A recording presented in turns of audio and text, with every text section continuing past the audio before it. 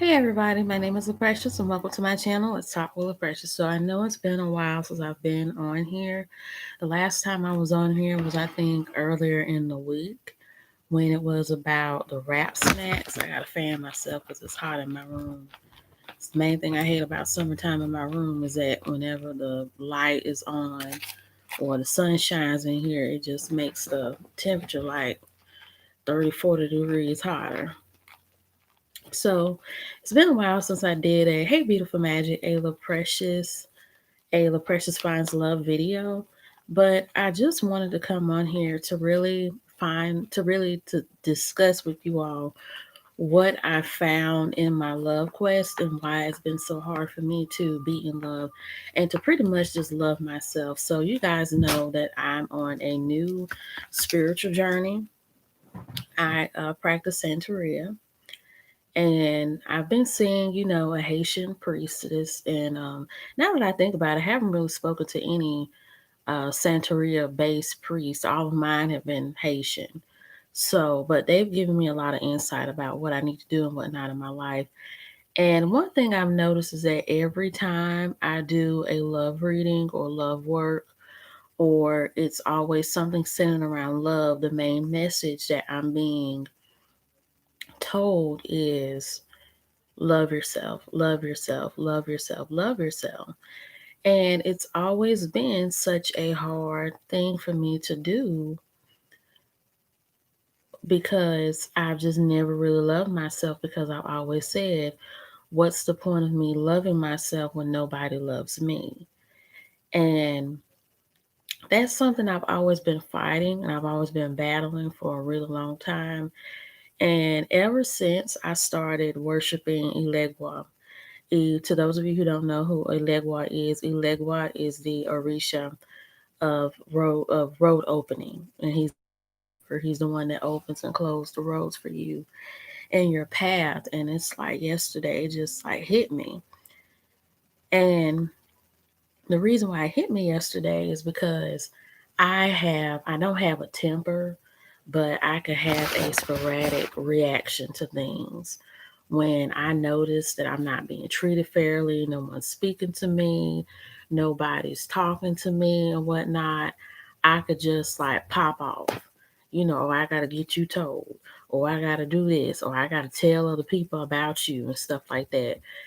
And there was an incident that happened yesterday online, and I'm glad it didn't get as bad as it could have gotten because I slowed my roll and I caught myself. But it dawned on me, I'm like, I really have to learn how to control my emotions, and I have to learn how to control how I feel because this can't continue to go on. And whenever I think about it, it stems back from the way that I was raised pretty much. I've talked about this on my YouTube channel before. And if I lose followers, subscribers, and stuff like that, oh well, because this is my channel. I want to talk about what I want to talk about. And if people have a problem with it, then y'all just going to have to unsubscribe and go to somebody else. Because I feel like my channel could be an outlet and it could be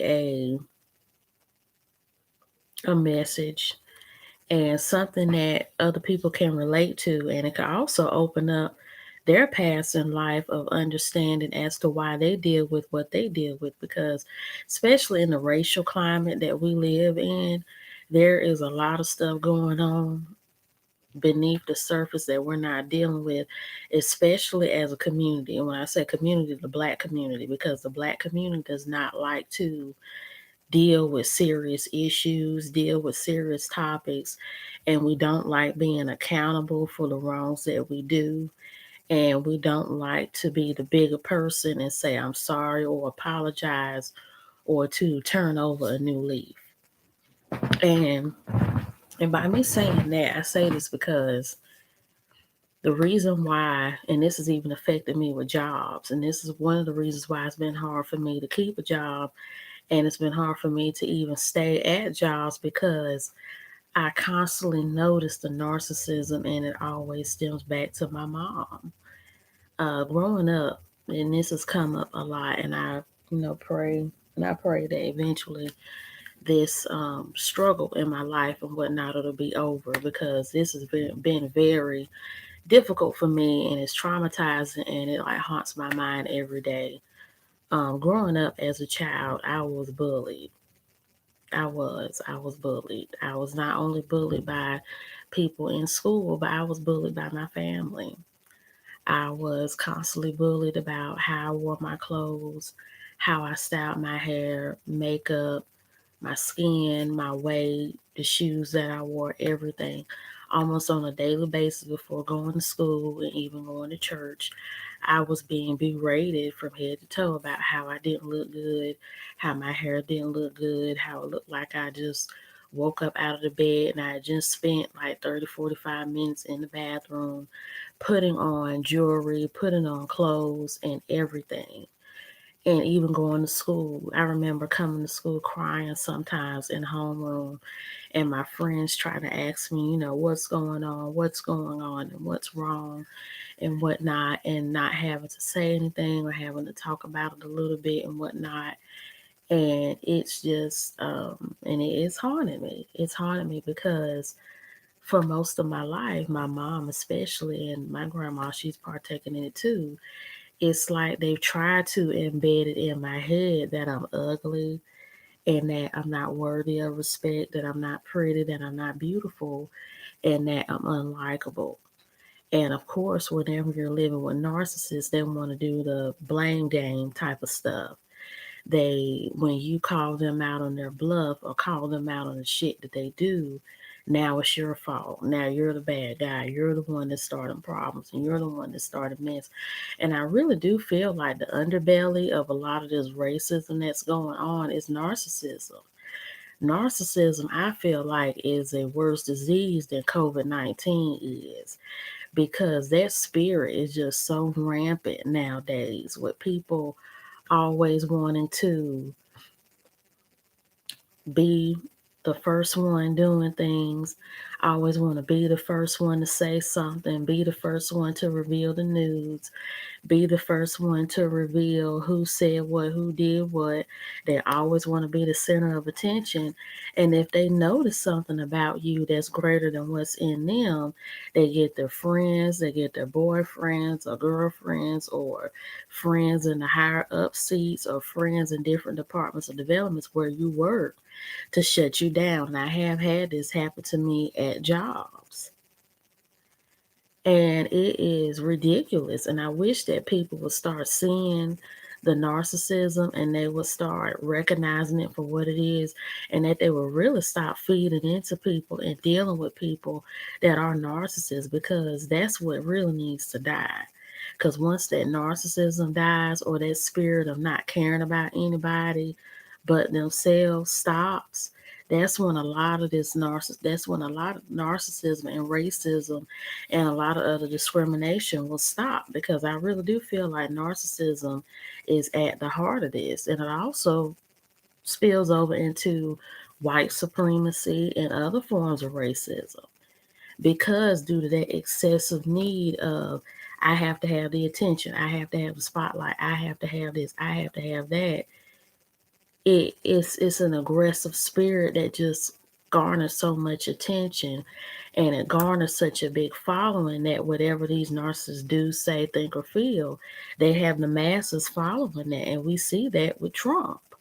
So if we see this with Trump and we see it in white supremacy and other forms of racism, why is it that as Black people we can't see this within our own families and try to bleed that spirit as well? Because I'm not the only Black woman that's dealt with this in their family. There have been a lot of Black women that I have met or spoken to or read stories about that have had those same mother issues, where it came off as if their mother hated them, their mother didn't like them, their mother wasn't there for them, and their mother just didn't want to nurture them or comfort them or anything like that. And then they're growing up not feeling loved, not feeling like, not feeling considered, and just not feeling like they're whole. And that's something that I've always felt like, and it dawned on me yesterday when I started my illegal offering, that's what came to my head. Dude, when you live with narcissists and you don't abide by what they say, you have to do a lot of fighting. And you have to do a lot of defending, and you have to do a lot of sticking up for yourself, and you have to do a lot of, it's not me, it's her. I didn't do this, I didn't do that. And it's a constant running method. And that's what it's been. That's really what it's been for me. And I've even noticed how this is spilled out into my romantic relationships, which is why I can't find love, because if you're with a good man, or if you're with a man that wants to be with you and y'all aren't together just yet but are just talking, and your emotions are all over the place and you're not your best self, and every time he says something or do something, you think it's an attack against you, or it's an attack against something you said or something you did, it could be disastrous. And I've actually had potential relationships, get ruined. And I believe that's why I haven't been able to stay at a lot of jobs, or even I've been picking the wrong types of jobs because of the narcissists that raised me, pretty much. Because when it comes to narcissists, they not only have that selfishness about them, but they have an attractive spirit too, because they know how to charm people. They know how to get you to be interested in them, even when they're not interested in you. And they have this gall about them where they will come at you with the most vicious lashing. They'll attack you for whatever reason. They'll attack you for whatever you said. They'll attack you for whatever you did. And they'll just attack you like no other. But 30 minutes or an hour later, they'll come around and ask you, what did you eat today? How are you feeling? What are you doing and stuff? And that's how narcissists are able to condition you to accept their behavior. They mistreat you, then they come around and comfort you. And it's the same spirit that's in domestic violence as well, because domestic violence perpetrators, when they beat their husband or wife or girlfriend or boyfriend, they use that after they beat the mess out of you, and after they talk nasty to you and everything like that. They want to come and say, "Oh, I won't do it again," or "This will be the last time, I promise." And then a month or two down the road, they're back to beat your ass again. And that's how it's pretty much been with me. And I've even realized now why I'm attracted to people that aren't attracted to me. And it's because of that. When you're raised like by a narcissist, like I said, it could fuck your head up, and it's really fucking mine up. And that's why I have such a skewered perception of myself, and such a negative outlook on myself, and really outlook on life.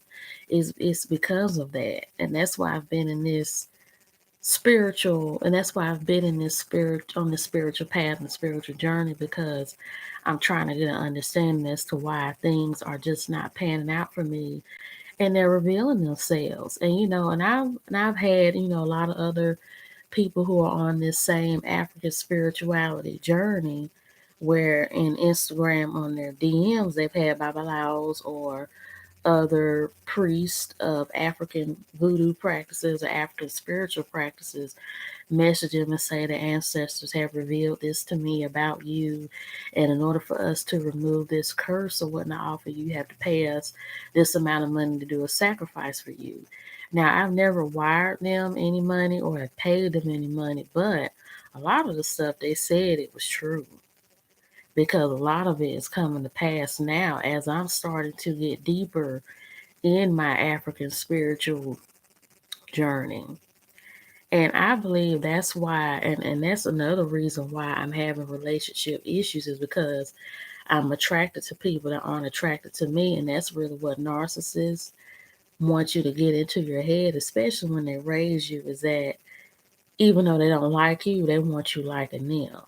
And it's like when they don't want you around, they'll push you, but when they want you, they'll pull you. And that's pretty much how it's been for me. And so as I'm, walking through this spiritual journey, a lot of things have been revealed to me that I just didn't know, would be revealed to me about this. And I also feel like that's why men have treated me the way that they have. And I'm also noticing how by me being in this spiritual journey of mine, I'm starting to see a change in my dating suitors. Now I'm having a lot of men take me seriously and pursue me seriously and want to be with me a lot more seriously than before. And I think it's because I'm starting to become into my own being or the person that I'm supposed to be with. Because I just noticed that about myself. When you're raised by a narcissist, they pretty much, unless you're the favorite, and that's another thing. If a narcissist sees you as a threat, they're going to attack you, they're going to hurt you, they're going to stop your growth, they're going to prevent you from getting ahead and being the best. But if you're their favorite, or if you're attracted to them and whatnot, then you won't suffer that. You may suffer it a little bit just to put up with them because they see you as their friend. And I've even had this in my life as well, and I've seen it with my brother and with my sister. And yeah, I have a sister, to those that don't know. I don't even claim her, but since I used to live with her, I'll go ahead and claim her for the sake of this video. But after this, I'm not claiming her anymore. And so I've even seen it on the other side of my family with the narcissism, because I had an aunt that I was staying with that was a narcissist, and I talked about it in my Storytime Las Vegas video. And you all can go back and watch that story about how that panned out. And with my aunt, she was a narcissist, and it was the same thing. Since she didn't like my dad and me and my sister, she pretty much had her children terrorize us. They would eavesdrop on our conversations, running back telling her. She would run downstairs and attack us and try to get us told. Then we have her mother, who was our grandmother, fly all the way from North Carolina to Las Vegas, Nevada, trying to get us told and to get us together and all that kind of stuff. And remind you, I was an adult, so was my dad, but they didn't see us as that. And I just felt like my aunt just always wanted us to hate ourselves, or always wanted us to bow down and serve her and treat us as if we was nothing. And they hated me because I saw how wrong it was and how I needed to love myself and carry myself. And by them seeing that in me, that's why they always felt the need to attack me or to ambush me and try to get into my head about my dad and my sister and what they was doing or supposed was doing. And even my dad and my sister was trying to do the same thing to me. So it's like there was a constant attack on my mind. And and it's just, I just hate, I just hate the way that I was raised. And I've always said that I hate it with passion, because I feel like I would be so much better off if I was raised by another family or I had different parents, because I've had to go through so much emotional trauma within this family. And even on that side with my dad and my dad was so into my sister. He would do everything for her. He would always defend her, always be there for her and everything. And it it was almost sickening when it came to me. I didn't get the same love. I didn't get the same treatment. I didn't get the same attention and admiration. And I don't know if parents really know what that feels like when you don't give a child love and attention, and you don't give them that friendship that they are supposed to learn from you, and you don't give them that freedom to be themselves, or that skill building mentality, um or the I'm trying to figure out how to say it, or the logical thinking experience, where but you just want them to constantly be like you. And I felt like that was a battle within my family as well, that the elders or the parents, they always want the child they favorite was the one that they felt was most favorable to them, because they saw a lot of the same characteristics in themselves and in that child. And when it came to me, they didn't really see that in me, and it hurts. And it even hurts now, and I don't cry about it or anything like that, but I just really see how it's affected me. That when you don't when you don't love a child that you've given birth to, and that you claim you have to acknowledge their feelings too, and that's what's not being acknowledged.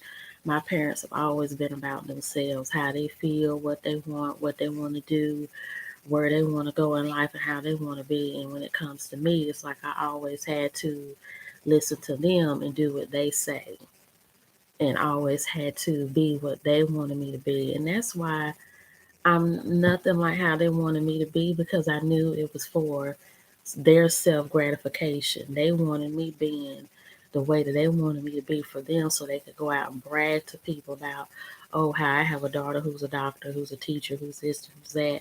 But it was never about my feelings or what I wanted and who I wanted to be as a person.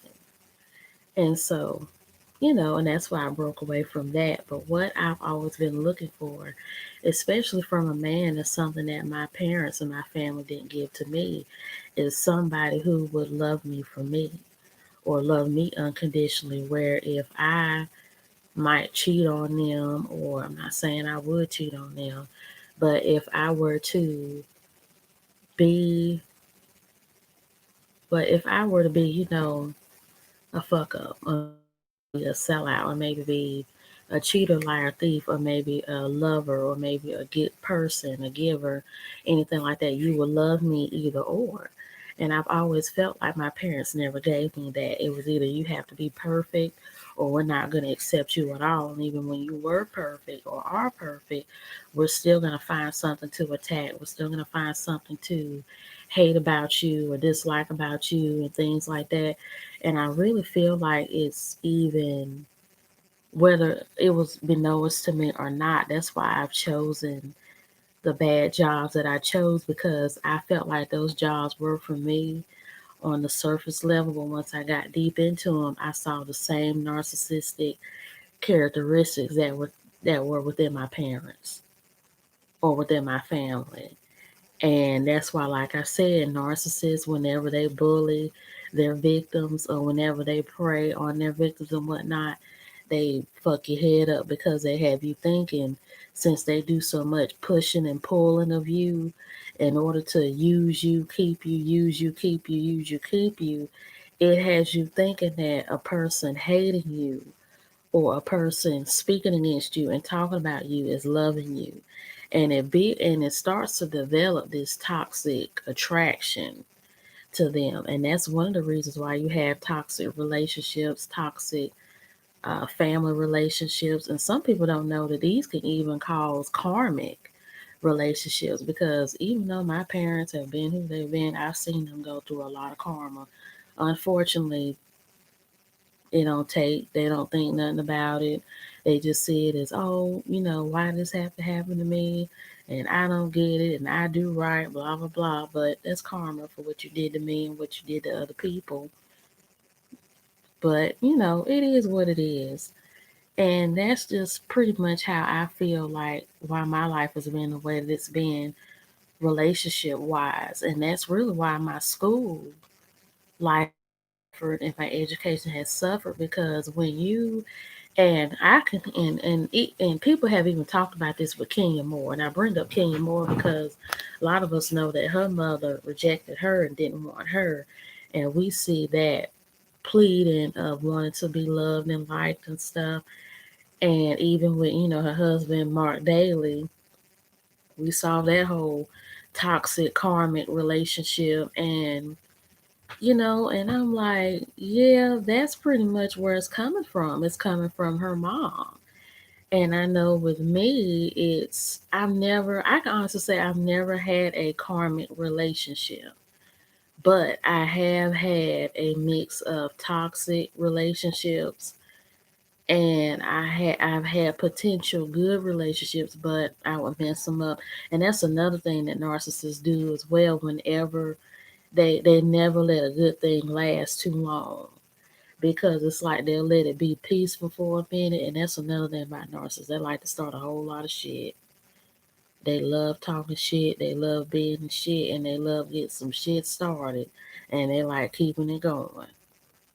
They are some of the most messiest people to deal with, and you better not tell them your business. You better not gossip to them about nobody that they like, or say you have a problem with one of their people, Because once you get on their bad side, they going to let you have it.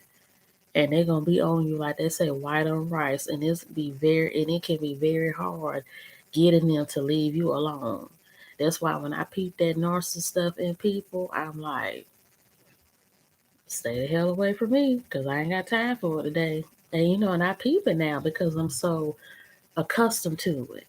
And it is stupid. It is very stupid. Like I said, I have seen this type of behavior in the jobs that I had, especially on management levels.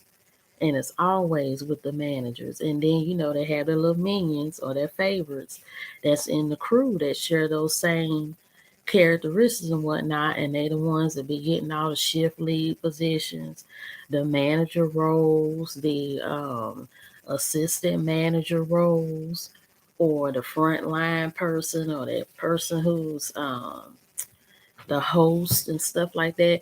And that's why when people get these jobs, there's a lot of unfair allotment of positions that you deserve. And it's not the fact that you're not qualified for the job, it's just a simple fact that you just don't have that same shitty spirit of mentality that the person in charge has. And that's why you're not getting the job or getting the promotion or getting the position that you deserve because you don't share the same spirit or the same level headedness, even though narcissism is not level headed, but y'all know what I mean, the same mind as the person in charge, and that's why you're not getting it. Sometimes, life is unfair to people and life is unfair, to us, but sometimes it's not our fault. It's not our fault we didn't get the job or didn't get to be with that person or didn't get to be in this space or in this element that we wanted to be in. The fact of the matter was our spirits just wasn't meant to be in that, because if it was meant for us to be in that, and this is why whenever you're dealing with a narcissist and you're the one being bullied, in order for you to make it and for you to level up to be with these people, you have to have a go along, get along attitude, which means you have to lay on your back and let these people screw you over. And you have to let them do it and let them do it and let them do it until it gets marred in you and until it gets ingrained in you that that's how you're supposed to act in order to get where you need to go. And if you say anything against it, if you speak anything against it, then there comes the wrath and there comes the lashing and things like that. And I used to think that people weren't born to be that way, but I personally think now, spirituality aside, I think that people are born the way that they are because I mean they just are. Because I've noticed it from growing up, seeing my siblings and stuff grow up and whatnot, and I've even seen it with other people as they've grown up over time. It's like they don't have to go through the hardships that people like us, the ones that aren't favored or considered the black sheeps, have to deal with because they have that likability so much to the narcissist. But when they start doing things that's unlike narcissists, they check them. They be like, no, you're not supposed to do this. No, you don't give her that. No, you don't say this. No, you don't say that. And I've seen that happen before. When a narcissist has a person that's just as narcissistic as them, and whenever they start being nice or start trying to call them out on their shit, that's when they get the wrath too. And then that's how they know to be quiet. Because they know they're already liked by the narcissist, but they know to keep their position or to get that position they're trying to get to, they got to sit back and let stuff go on. And that's just pretty much what it is. They and I've been to therapy, y'all. I've been to some therapists in my life about this, and I feel like African spirituality is helping me a lot better with this than counseling, because my ancestors or the Orishas, they're able to see me better than any therapist and whatnot could see me, because therapists and counselors, they learn their stuff from a book. Spirituality, that comes from up above, and if it's up above and it's looking down on you and seeing everything that's going on, they can reveal stuff better to you, better than a therapist, psychiatrist, and all that.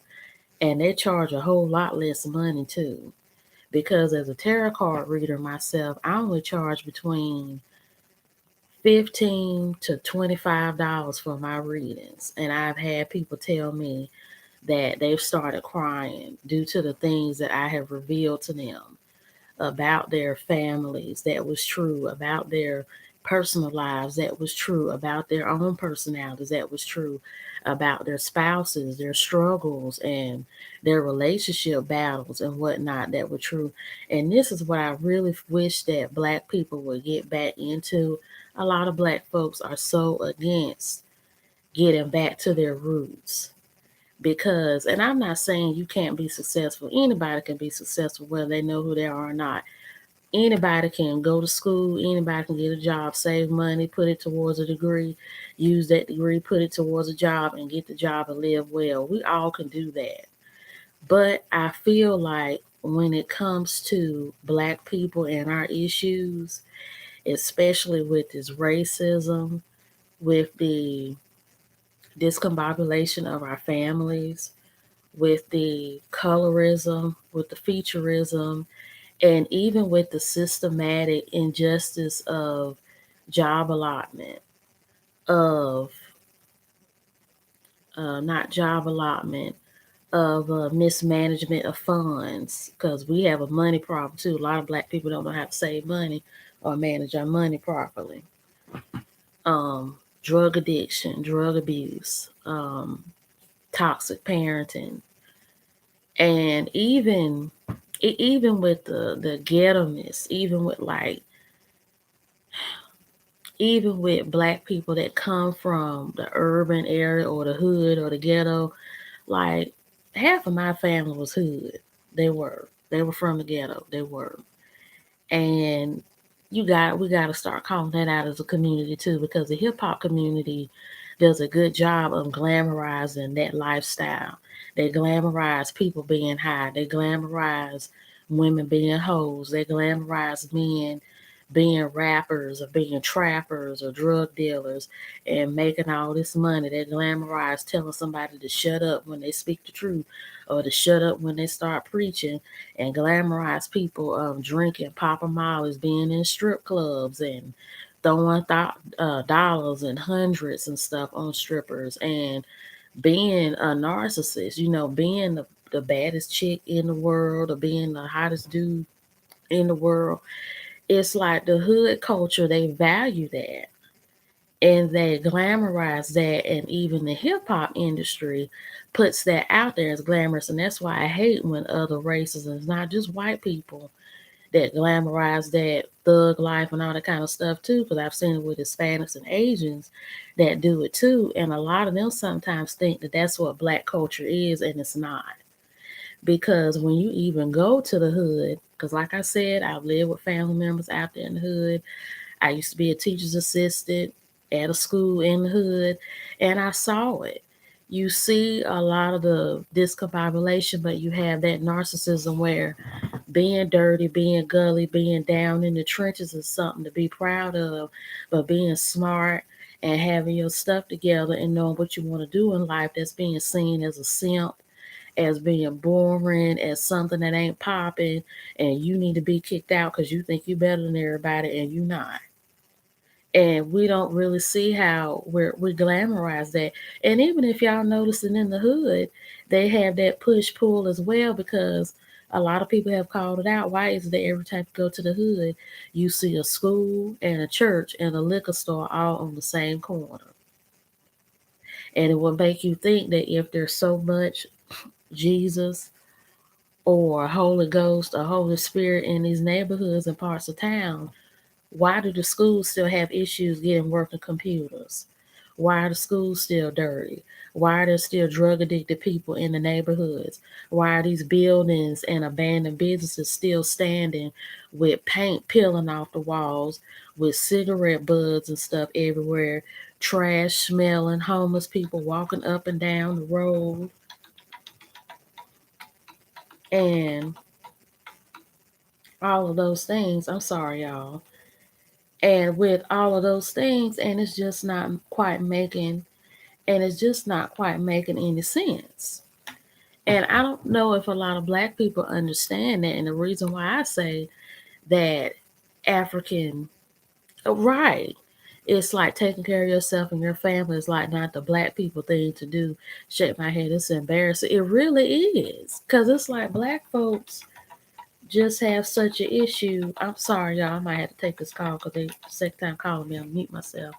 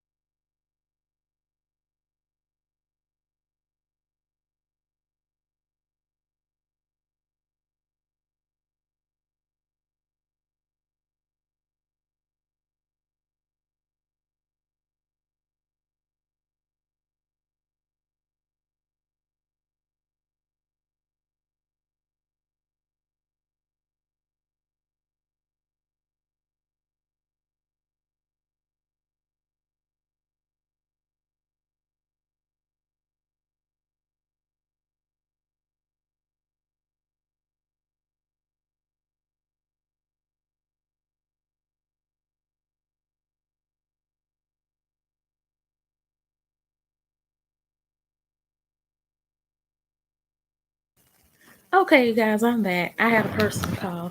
But yeah, but like you said, it's like taking care of yourself and your family is like not the black people thing to do.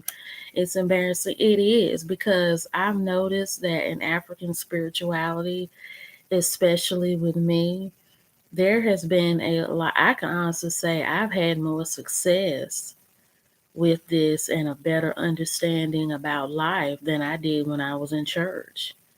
And it's so funny how so many black people like to get the kente cloth and wrap it around their heads during Black History Month. They want to wear the dashikis and they want to have the fans and the home decor and whatnot, but not even know what part of Africa they came from. Now, I don't know what part of Africa I came from, but I do plan on finding that out because when the time comes, I'm going to take an ancestry DNA test so I can find out where they came from. And then I'm also going to take a African tribal test later on down the road, not anytime soon, to find out what tribe that I came from because I really do feel that as black people, if we find out where we come from, it will do us a lot of good. And I feel like we'll start to value ourselves. We'll start to be with ourselves and we'll start to have ourselves and we'll start to I just feel like there will be so much there will be so much development and growth and just so much positivity within the black community if we would just start becoming aware of self, because being self-aware as a black person is more than just the Black Lives Matter movement. It's more than just say my name or say her name or say their names. And it's just more than, fight the power, Black Panther movement and stuff. It's more than that. Because what they're doing right now is what they've been doing since they brought us here as slaves. They are still trying to divide us and dilute us and water us down and whitewash us till we don't have no type of ethnicity left in us. And then if we don't have a sense of self or know who we are, they know we gonna come running to them to get it. And they know that since we don't have what they say a culture or an identity, since they already see us as property and people that they can control and manipulate and tear up anyway, they're going to say, okay, we're going to give y'all an identity. We're going to give you a white identity or a Hispanic identity or an Asian identity. And that's why you have black people now, quote unquote, acting white, acting Hispanic, acting Asian because they have no sense of self or they trying to fit in so bad because they don't want to stand up and defend anything that's coming against people who look like them, talk like them, coming against our own people. That's why they're dealing with this. And if black people don't start seeing this now for what it is, that's going to be a whole lot of us because I feel like if a lot of us don't wake up out of this colorblind and transracial dream a lot of us seem to be in, it's going to be a lot worse than this because they're already killing us. Because, like I said in my video before, they're trying to wipe black people out. And we are seeing it as clear as day now. And black people, wake up because the revolution is now. We are in a revolution for black people. We're in a fight for our race, for our families, for our children, for our men, and for our women because they have been focusing a whole lot on black men, but it's a lot of black women that's been killed too, and we're still being attacked. Black women are still being sexually objectified, and we're still being sexually picked apart and used for perversion and whatnot, like they did us as slaves. And we're still not being valued or seen as anything. And we have to stop that because I'm going to be honest, when it comes to hood black people or black people from the ghetto and stuff like that, they could be some of the most cool, calm, collected people, but it's just that dysfunction that I just can't deal with because you see a lot of the narcissism in that too. And I wonder, and I've always heard that it was made by design, and I really do think that it was. It really was made by design for us to be divided like this because you wonder why is it that only those parts of town are always predominantly black, They have rundown schools, gas stations, liquor stores everywhere. Now, one thing I haven't seen a whole lot of is strip clubs, but we know sex and all that stuff is going on, whether it's there or not. And you always see it's like the same makeup. Because even here in Winston-Salem, it's like church, liquor store, school down this road, school up that road, and school right there. And need I remind you, it's always named after a famous or prominent Black person. And it's like I don't understand that. And I'm like, y'all are trying to systematically divide us already with these low income, impoverished neighborhoods. Then you got the nerve to name the schools after prominent Black people, and the neighborhoods are not matching up to that prominence. And you got drug abuse, drug addiction, single parenthood, and it's just low income, and it's like Black people. I don't think y'all are really seeing this how they got us like this, and a lot of us are still living in that, and a lot of people have called it out. And people are not listening. And see, a lot of Black people are just so entranced with this money. And I got a degree, so I'm better than you. And I got a Maserati, so I'm better than you. I got all these Hispanic friends, I'm better than you. I got all these white friends, all these Asian friends, and I'm flying to places with them and going over here with them and getting this and getting that. It's like, okay, you flossing and you bossing, but what are you doing for your own Black people that are being killed by these people that you flossing and bossing with? And then you sitting in these circles with these people, and they know this stuff is going on, and they know you Black, and they know you don't look like everybody else that's sitting there at the table. So why ain't you saying nothing? Because I feel like it's gonna come a day and a time when all these Black people that's really not Black people start getting into their heads that they Black too. They're gonna start seeing some of this stuff, because I just don't understand how you can be Black. And oh, that's okay, beautiful magic. Because I just don't understand how you can be a Black person and claim to be Black or whatever, and you walk past Black people with your nose turned up in the air. Because I done seen that mess too. And you see somebody, a Black person, trying to talk to you, want to get to know you and stuff like that, and you don't want to give them the time of day and all that. And I know what it's like to have a self-hate trigger in you, because I used to have it in me too. Because a lot of us as Black people, we've had those times in our lives where we were, hated for our skin color, or hated for our body shape, or just not accepted. And it always had to do with our Blackness, because I went to school in the hood. But the thing is, a lot of hood schools, middle school and high schools, they have these programs like the IB program, a lot of those programs, because they're programs made for kids in these neighborhoods to give them an opportunity and a chance to make it out the hood by getting good grades, by being a good part of programs. So I can say that's one good thing that the hood is doing, that at these schools you do have the IB program, because I had it at mine and I was in the IB program. You have a lot of after school programs, and I'm not gonna name no names. And you have other outlets that they allow children to have in these neighborhoods to get ahead, because these programs, they see the neighborhoods. Yeah, they see the neighborhoods that they're in, and they know, okay, education is a way out, and money is obviously a way out. But I feel like what these programs need to do, they need to instill some humbleness in this too, because being an IB kid when I was in school, they had the racism and the snootiness and all that stuff in it as well. In it as well. And that was something that was missing too. And even when I was a teacher's assistant in this prominent program, and like I said, I'm not gonna name no names because I don't want nobody from that program seeing this video trying to come at me at it. And the kids, they came from homes where their parents was beating up on each other, cussing and carrying on and all of that.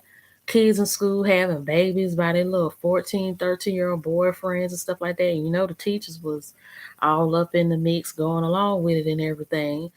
And these kids had the nerve to judge me, or even judge some of the other people. Why you not in school? Why you still living at home with your parents? And why you don't have no degree and all that?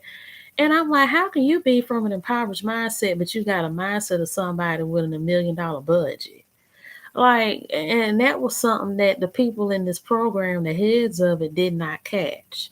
Because I'm like, we coming here to help these kids get ahead. And they're talking down to us and talking down to us. And this is another thing I don't like too about narcissistic people and sometimes hood and ghetto people too.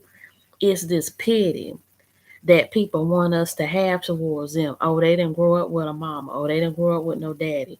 They grow up in a bad neighborhood. Oh, well, they got it bad. Well, we gotta love them. We gotta accept them. No, you can love and accept them, but if they need their tail whooped or their tail toe up by you telling them no and telling them to sit down and to be quiet when I'm talking, then these kids can make it and these kids can be somebody. And that was one of the things that I hated about this program that I was a teacher assistant for. And that's why I had to leave and I couldn't stay long because of the disrespect that we allow people to have, especially when it comes to the hood and the ghetto. That disrespect and all that. I'm not gonna pity you because you don't have no mama. I'm not gonna pity you because you don't have no daddy. I didn't have no daddy in my life, and you don't see me cussing folks out, tearing stuff up in the cafeteria, threatening teachers and beating them up and all that type of stuff. And then I'm out here having sex, having babies, but I'm messing up my life and my neighborhood and being the statistic that a lot of these non-black people want us to be. And you want me to? I'm not pitying that. Why would I want to pity and go along with something that has damaged my community, and is one of the reasons why it's hard for us as a community to be taken seriously by other non-black communities because a lot of these people want us to put up with their nonsense. Like, I'm sick of it. Like, we have to stop pitying bad behavior and we have to stop rewarding it because that's why a lot of this stuff going on. Yes, you can love people. Yes, you can be there for people and be compassionate. But when it comes to putting up with mess and nonsense, that's where you need to call it out because that's why a lot of that stuff is going on because we're seeing children have sex at young ages that are too young, getting pregnant at ages that they shouldn't even be pregnant at, cussing folks out, disrespecting teachers, and talking to adults like they're an adult. That's not sane. And that's why that dysfunction keeps going on because it's not being called out or corrected when it is. All of us had that self hate ingrained into our psyche. For my family, it was our hair texture, skin tone. Yep, I dealt with that hair texture and skin tone stuff too, because like on my dad's side of the family, they were mixed. All of them were. My dad's side of the family is mixed. They mixed with a whole bunch of stuff. So I'm black, but I mean, of course, I'm not fully black. I don't know everything that I am, but hey, that's a lot of our stories. But yeah, my dad's side of the family, they were mixed. And a lot of that, I heard that light skin. And even my own sister told me, well, you're not light, but you're dark. You're not like dark, dark, but you're a little darker. And I'm a little lighter than you. When my hair curls up, people think I'm Asian or I'm mixed with this and I'm mixed with that. And I'm like, at the end of the day, everybody in here is black. Cause I'm like, when we go off to places and stuff, they all gonna see us as black. And my dad, he does look racially ambiguous to an extent, because he does look Hispanic. I mean, he does. He looks Hispanic when he takes his glasses off. He looks like a Puerto Rican man. He does. And my grandpa on that side, he to me, and I don't know how people gonna take this, but he looks like a black Benjamin Franklin, like he does, with the curly hair, with the face and everything. He's really light too. So yeah, that side of the family is just mixed. And then my grandma on that side is black, but every man she ever dated or messed with was always racially ambiguous or mixed. And you could tell they had a little color stuff going on too. And even my aunt, all of her husbands and men she had babies with were fully black. And they were always, pump up Hispanics and support Hispanics and immigration and all that kind of stuff. I'm gonna tell y'all like this: I have nothing against Hispanic people or anything like that, but I'm tired of seeing blacks try to fight so hard for Hispanics to come here illegally. When they catch us doing stuff illegally, we get in double digits in jail, and it's hard for us to find jobs. It's hard for us to go to school. And then we even had a black president with the DACA agreement that made it so immigrants that are undocumented can go to school and get scholarships. But as black people, we still have to make good grades and put in our hard work, sweat, and tears to get scholarships to help us go to school. So, like I said, it's just with black folks and this caping for other people. And I'm like, y'all don't even see how y'all see it. And then my family, they would just do it all the time. And I would call it out. And of course, when you the voice of reason in a family like that, don't nobody want to hear what you got to say. Because with my experience, now a lot of other black people have had bad experiences with white people when it comes to this racism stuff. I've had it with Hispanics because, I've dealt with colorism from them from time to time, not being befriended because of the way that I look. I don't have the skin texture, the hair texture, or the body shape that they're looking for from a black person. And yes, a lot of them do that, whether y'all know that or not. And so my story and experience with them is a lot different than other black people's. And my family, of course, they had a lot of Hispanic friends and stuff like that. And y'all know how that is when black people that sew up other people's butts be when they have all these non-black friends and they think that it's just so cool. And then they talk about racial mixing and what would it be like to have a Hispanic baby or girlfriend. Y'all know that type of stuff that black people like that like to do. And I just wasn't here for it. That's all I can say about that. But yeah, I dealt with it too. The hair texture, skin tone, all that type of stuff. And yeah, a lot of us deal with that in black families. And we just don't and we just refuse to call it out because it's good. We're dealing with this outside racism, but I feel like we need to deal with the inside racism as well because I feel like once we find out who we are ancestrally, I think that's when a lot of us will start valuing each other a lot better because I'm noticing it now with black people, especially with dating and friendships.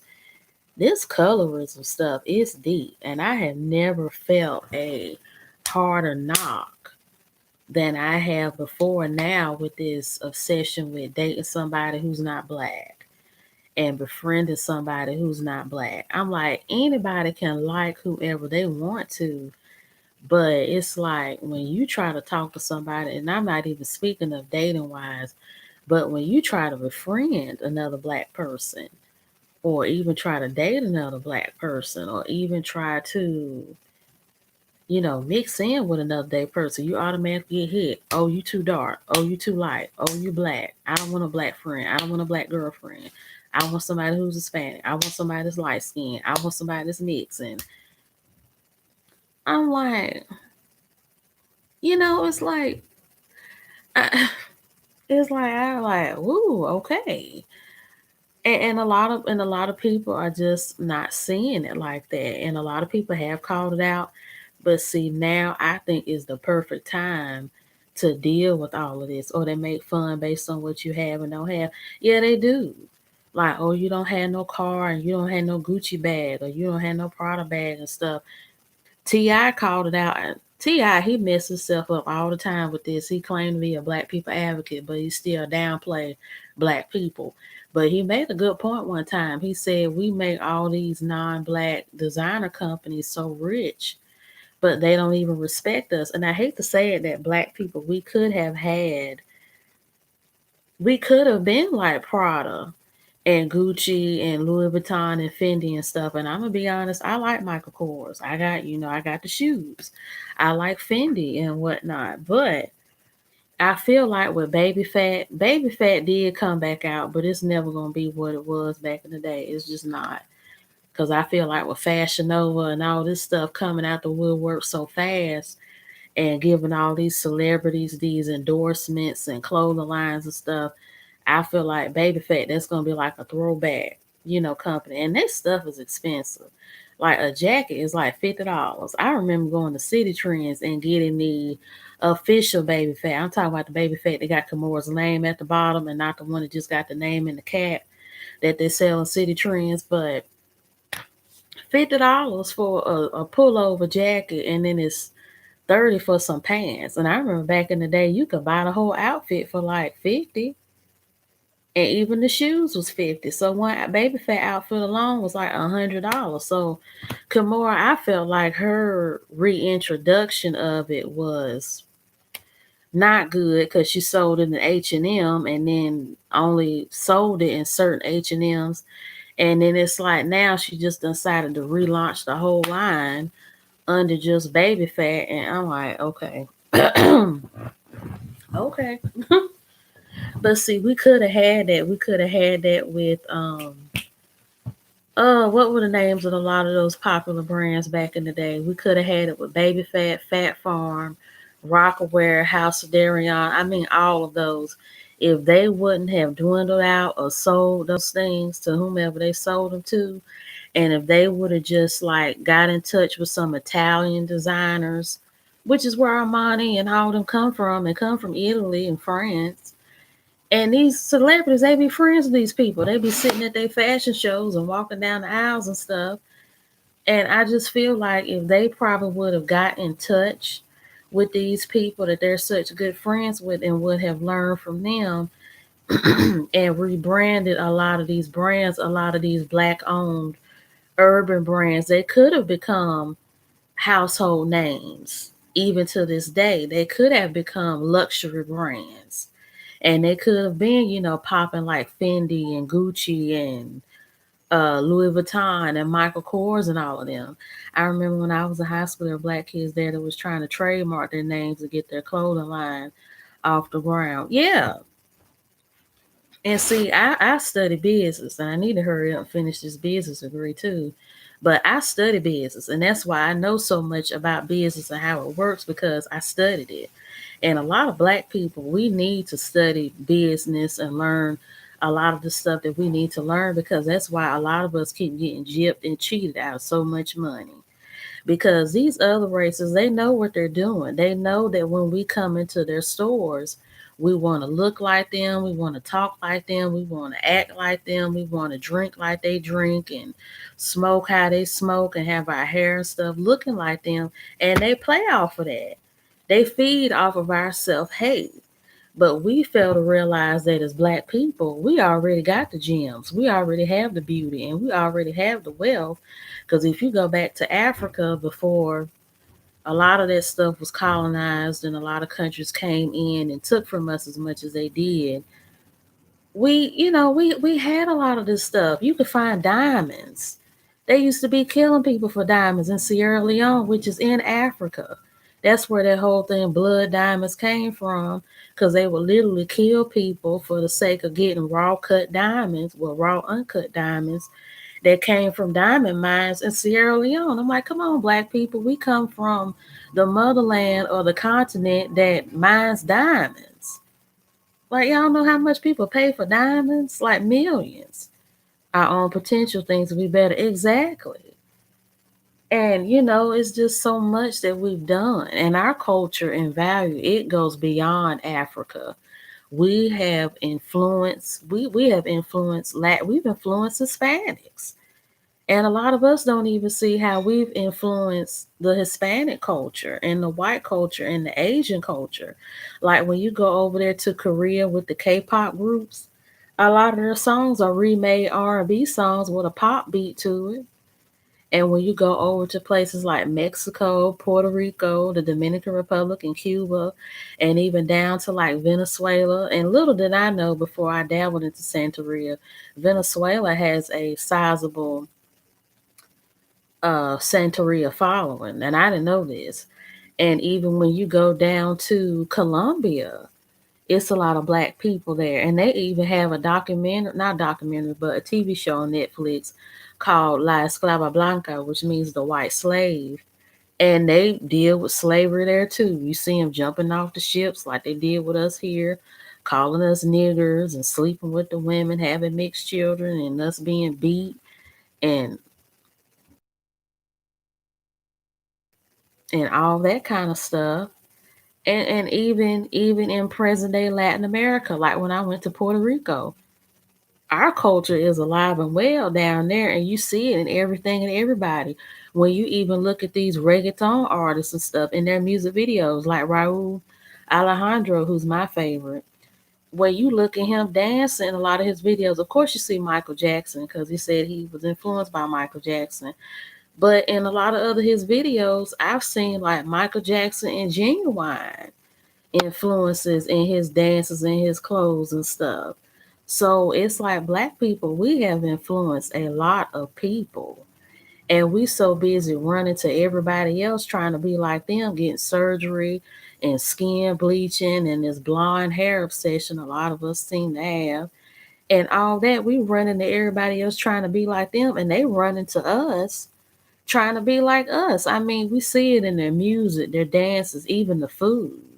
When you look at Latin American food, especially in the Caribbean, like with the Dominican Republic, Cuba, Puerto Rico, even in Mexico, and you go down to Panama, and even with Colombia and Peru, it's Africa all in the food, especially with the Nigerian influences, because most of the slaves that came over here to the Americas, or to North America and even Mesoamerica, like where Mexico and Central America and all that is, they came from places like Benin and Nigeria, which is where the Yoruba and the Igbo and a lot of those other tribes in Africa came from, which is why in Latin American countries you have Candomblé and Santeria and Congo and a lot of other African spiritual practices, because the slaves that created those things where it originated from.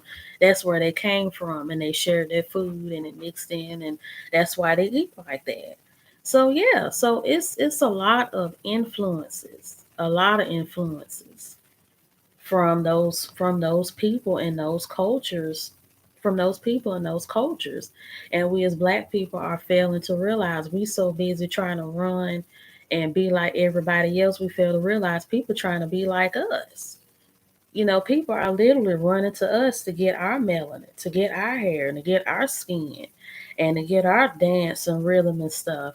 And in my opinion, if I feel like my culture is being valued and admired and loved and stuff so much, then I need to embrace myself instead of hating myself and not loving myself and running to other races trying to get that. So I hope you all like this video. Don't forget to like, leave a comment in the comment section, and have a good day.